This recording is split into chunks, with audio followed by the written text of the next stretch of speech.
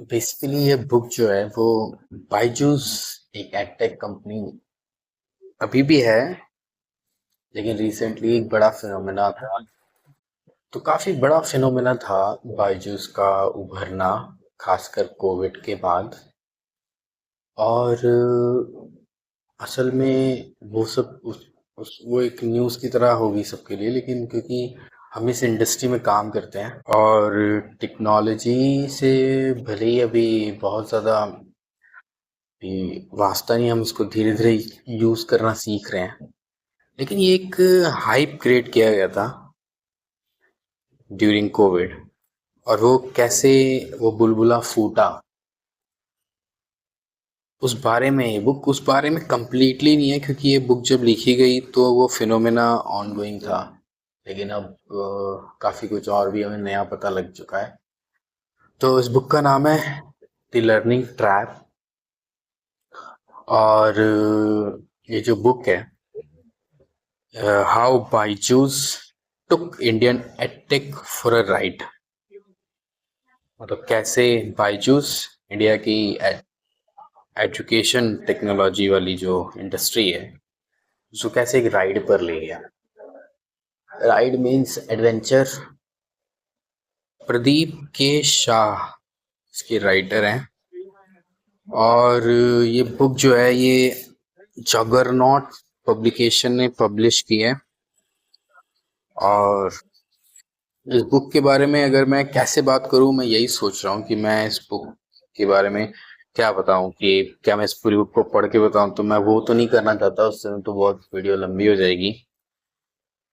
तो इस बुक में बेसिकली चैप्टर्स की बात कर लेते हैं हम कि कौन कौन से चैप्टर्स हैं। अगर आपको इंटरेस्ट हो तो आप इस बुक को पढ़ सकते हो, और अगर आप कोई खास चैप्टर चाहो जो आप डिस्कस करना चाहते हो तो आप डिस्कस कर सकते हो। अदरवाइज मैं ये वीडियो सिर्फ इसके चैप्टर्स के नाम के ऊपर बना रहा हूँ। अगर उसके बाद में इनमें से कोई चैप्टर एक किसी दिन एक वीडियो में एक चैप्टर के बारे में बात करेंगे, तो शायद इस बुक के बारे में पूरी बात हो जाएगी। जानने वाली बात है, क्योंकि टेक्नोलॉजी जो है वो आज की रियलिटी है, और एजुकेशन को इसके साथ कैसे हम इसका हाइब्रिडाइजेशन करें, वो एक हमें समझना पड़ेगा। उसके लिए ऐसी बुक्स हमें पढ़नी पड़ेगी। तो पहले ऑथर्स नोट है। ऑथर्स नोट मैं आज आपको बता दूंगा। फिर इसका प्रोलोग है। और फिर चैप्टर्स हैं, 11 चैप्टर्स हैं इसमें। फर्स्ट चैप्टर है a dream is born. Second chapter है the great Indian rat race, the art of selling, the edtech boom, the hands of God, the tyranny of target, off side, unforced error, the turning point, the train wreck, injury time।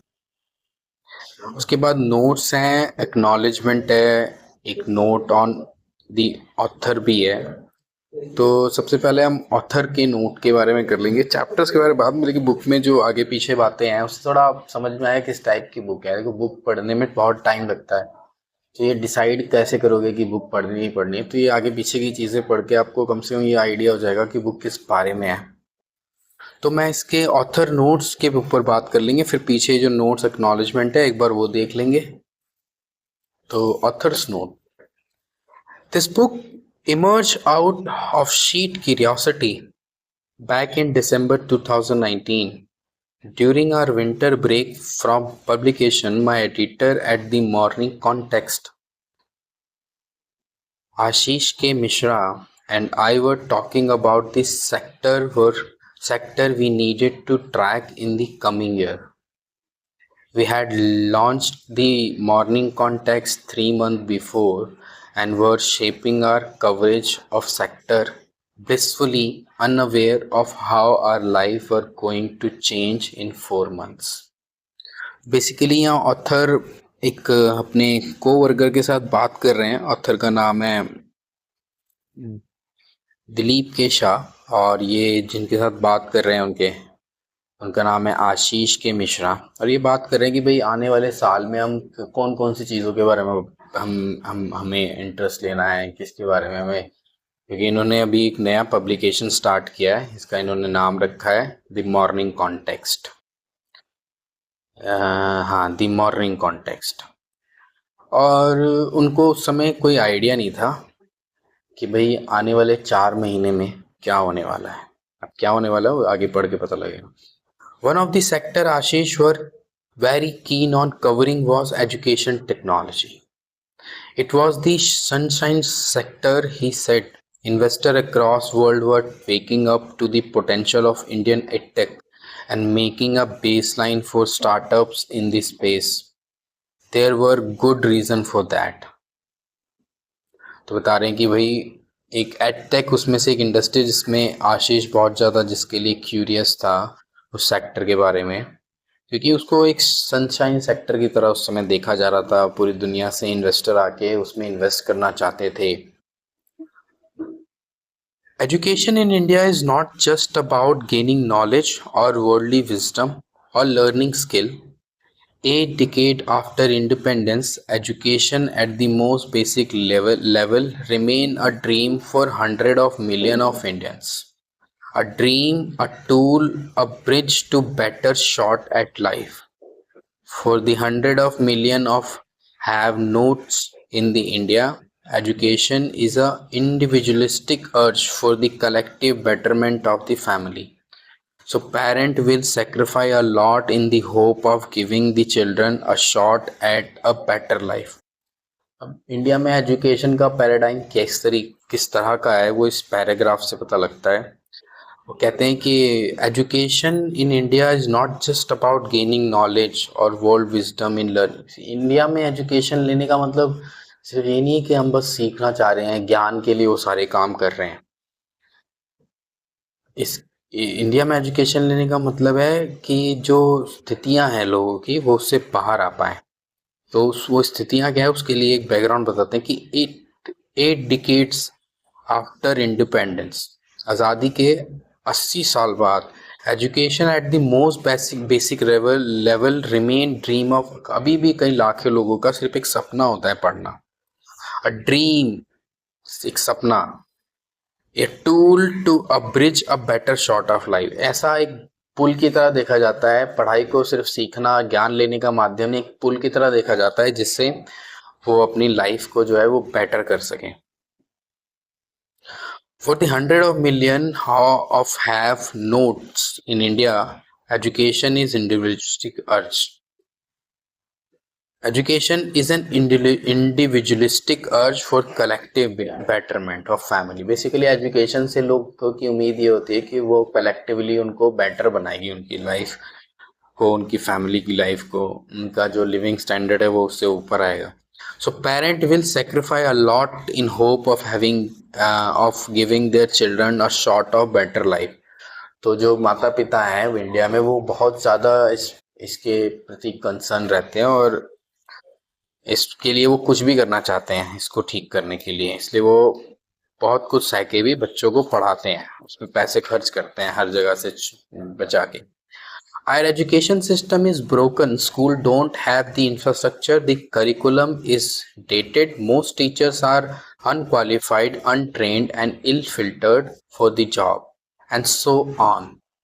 Put all this together and education become a evergreen multi-billion dollar opportunity in India. The problem is you can make million of dollar by selling snake oil in the name of education. अब इस paragraph में चलो पढ़ते हैं इसको। देखिए our education system is broken. जो हमारा एजुकेशन सिस्टम है अभी वो तो टूटा हुआ है, ब्रोकन है बेसिकली जो पब्लिक एजुकेशन सिस्टम है। School don't have infrastructure, schools में इंफ्रास्ट्रक्चर की कमी है। करिकुलम जो है वो आउटडेटेड है। Most of teacher are unqualified, teachers जो है वो क्वालिफाइड नहीं है। अनट्रेंड, ट्रेनिंग उनको जो मिलनी चाहिए बच्चों को पढ़ाने के लिए उस तरह से ट्रेन नहीं किया गया है। And ill fitted for the job, और जो वो जॉब कर रहे हैं उसके लिए बिल्कुल फिट नहीं है। एंड सो ऑन, ऐसी बहुत सी और भी कमियां हैं। Put all this together, the education become a evergreen multi-billion dollar opportunity India। इस वजह से प्राइवेट इंडस्ट्री के लिए इंडिया में multi billion dollar opportunity available है। The problem is you can make million of dollar by selling snake oil in the name of education। लेकिन बस दिक्कत ये है कि ये लोग जो है वो सिर्फ पैसे बनाने में इंटरेस्टेड हैं, और ये एजुकेशन के नाम पे स्नेक ऑयल। अब स्नेक ऑयल का एक्चुअल मीनिंग क्या होता है मैं समझा नहीं, लेकिन स्नेक ऑयल मतलब कोई बुरी चीज लग रही है कि ऐसा ऑयल सांप मतलब पॉइजनस कुछ चीज दे रहे हैं। These factors have fueled the private coaching industry in the India for decade। इसी कारणों से इंडिया में प्राइवेट कोचिंग इंडस्ट्री बढ़ते चली गई है। EdTech promise was to disrupt this system and democratize education। जब एजुकेशन की जो कम्युनिकेशन में जो क्रांति आई, तकनीक आई, इसने ये वादा किया कि वो एजुकेशन को डेमोक्रेटाइज कर देगी, मतलब एजुकेशन को सबके लिए इक्वल कर देगी। The opportunity was huge, the money was flowing। At the morning context we started out by taking stock of things। Reams were written about companies raised fund at the exorbitant valuation, but where was the money going? What was the learning outcome? No one was asking these question। और जब ये सब हो रहा था तो न्यूज़ें आ रही थी कि यहाँ से उसमें इतना इन्वेस्टमेंट आया, इस कंपनी में इतना इन्वेस्टमेंट आया, लेकिन कहीं भी वो मूलभूत सवाल नहीं पूछे जा रहे थे, जैसे कि ये पैसा where was the money going, ये जो पैसा आ रहा है ये किस चीज में खर्च हो रहा है। What was the learning outcome, और जो भी सिखाया जाएगा इस पैसे से, जो इंडस्ट्री सेट होगी वो जो सिखाएगी उसका आउटकम क्या होगा। No one was asking this question, कोई भी ऐसे मूल सवाल पूछ नहीं रहा था। और मेरे ये अभी उनके दोस्तों का विवरण दिया, वो सब अपने काम में बिजी थे। इन सब कंपनी जो फंड लिख वगैरह रेस कर रही हैं इनके बारे में लिख रहे थे। इनके एक फ्रेंड रेमस लिख रहे थे I don't know, but ramus नाम है। A friend once shared an experience with me। They worked in the communication team at the education company and had reached out to business journalists to explore a story। The potential story was about visiting the school they were working with to sit in classroom and experience the impact of their program। The journalist, my friend told me, asked how much money the company had raised। It wasn't about the money, it was about to initiative and impact, my friend said। Sorry, no funding, no story। The journalist had responded। मेरा एक दोस्त था जो मुझसे अपना एक experience share किया। एक एजुकेशन कंपनी की कम्युनिकेशन टीम में काम करता था और वो किसी बिजनेस जर्नलिस्ट को ढूंढ रहा था स्टोरी करने के लिए। कहते कि उन स्कूल में जाना है और वहाँ से स्टोरी करनी है क्लासरूम में बैठ, और कैसे उन्होंने जो प्रोग्राम स्कूल में चलाए उससे पूरा स्कूल को क्या फ़ायदा हुआ या नुकसान हुआ। उसने मुझे बताया कि उस कंपनी को कितना पैसा मिला है बाहर से। कहता है ये सिर्फ पैसे की बात नहीं है, इतना पैसा तुम सोच रहे हो क्यों मिला, ये है कि इससे इम्पैक्ट बहुत बड़ा होगा। कोई फंडिंग नहीं होगी तो कोई स्टोरी नहीं होगी बिजनेस में। तो द जर्नलिस्ट हैड रिस्पॉन्डेड, उसने ऐसा बोला। बहुत लंबा है ये ऑथर नोट, अब मुझे नहीं पता ये आपको अच्छा लग रहा है पढ़ने में, कुछ समझ में आ रहा है, कुछ ज्ञान मिल भी रहा है इससे, लेकिन काफ़ी कुछ इसमें है। मैंने तो पढ़ी है बुक और दोबारा पढ़ना चाह रहा था मैं, लेकिन मैं सोचा इस बार इसको मैं शेयर करता हूँ।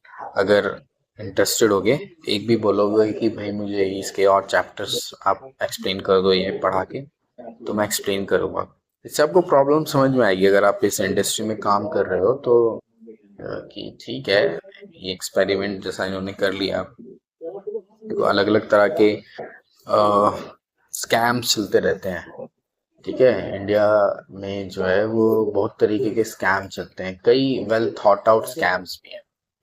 एजुकेशन आज के टाइम पे एक टाइप का स्कैम है, और उसमें आप सफल हो भी सकते हो। उसमें आप एक तरह की इन्वेस्टमेंट है जिसमें लॉस भी हो सकता है, शेयर मार्केट की तरह है ये। अभी इसमें नहीं है कि फायदा ही होगा। आप ज्ञान ले सकते हो, उसके लिए सब अवेलेबल है आपके पास। और तो देखते हैं, ज़्यादा नहीं बोलूँगा मैं इसके बारे में।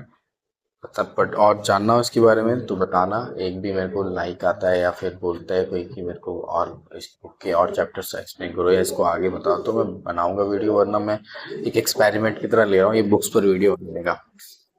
और कुछ मैं मूवीज़ की बातें भी करना चाहता हूँ जो काफ़ी अच्छी मूवीज़ हैं जो देखनी चाहिए।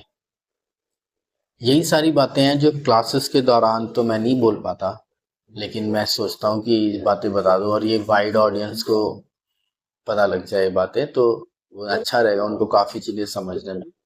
कुछ मूवीज़ है उनकी मैं बातें करना चाहता हूँ, तो मैं देखता हूँ कि कौन सी मूवी की बात मुझे आपसे करनी चाहिए। मूवीज़, बुक्स, इम्पोर्टेंट जितनी भी चीज़ें जिससे हेल्प हो सकती है, उससे पढ़ के या उसे जान के आप कुछ थोड़े बेटर हो सकते हो पिछले कल से। तो मैं वो शेयर करने की कोशिश करूँगा। आज के लिए बस इतना ही। यहीं इस वीडियो को रोक देते हैं। और आगे और ऐसी बातें सुनने के लिए और ऐसे टॉपिक्स पर डिस्कशन देखने के लिए इस चैनल को सब्सक्राइब कीजिए और लाइक कीजिए, क्योंकि सब्सक्राइब करोगे तो हम मोटिवेट होंगे और सारी इस तरह की वीडियोस बनाने के लिए। ठीक है, bye. And because this video is I'm making this video on a 1st of January, so happy new year to your family। ये साल आपके लिए बहुत अच्छा हो। आप जो भी अचीव करना चाहते हो, जो आप शायद पिछले साल नहीं कर पाए, वो सब आप कर पाओ इस साल। तो इसी नोट पे बाय।